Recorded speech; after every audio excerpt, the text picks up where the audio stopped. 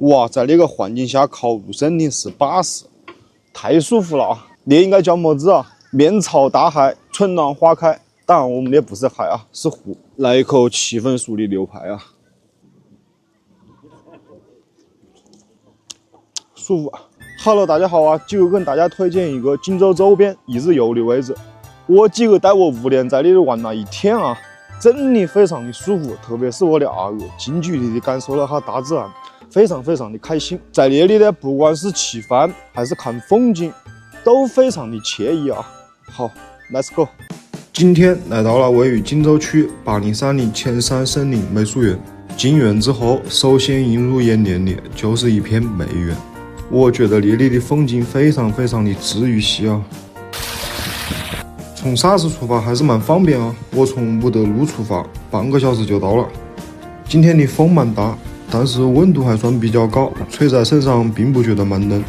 那个位置春游踏青遛娃真的蛮不错，在园里走了一圈，感觉心情都变舒畅了好多。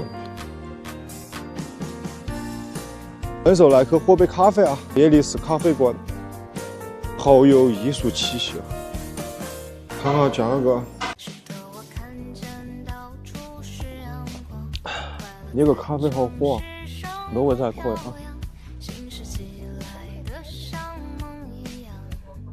在城区真的是难得找到那样一个位置，空气也蛮清新，虽然几个的风蛮大，但是吹在我身上贼舒服。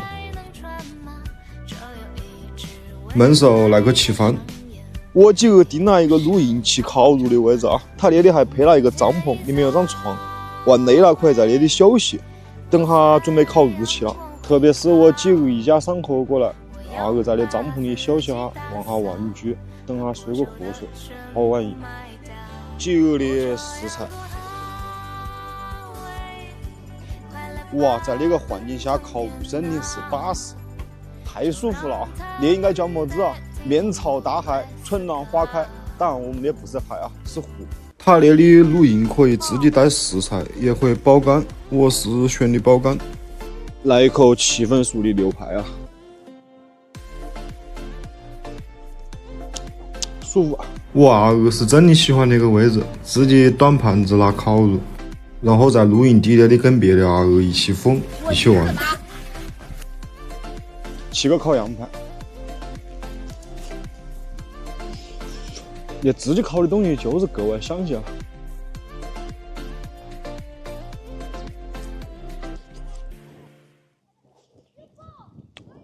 它的食材蛮好的，那位置适合看下风景，喝下茶，露个营。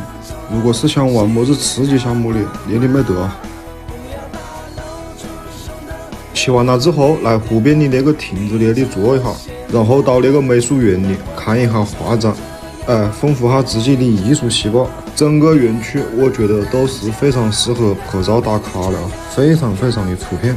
抽个周末的时间，带上自己一家人或者朋友到那里来玩一天，感受下大自然，陶冶下情操，放松下心情，真的蛮舒服啊！好，几个就到那里，拜拜。